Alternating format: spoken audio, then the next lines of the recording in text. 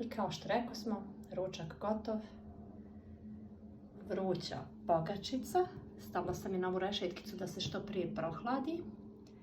Onako fina, mala, krckava, malo crvenog luka. Kud ćete bolji ručak? Šta kažete? Dopada li vam se? Da li bi vi nešto ovdje promijenili? I koliko često jedete uopšte kuvana jela na kašiku? Ja se trudim da to bude što češće. I sve troje to volimo.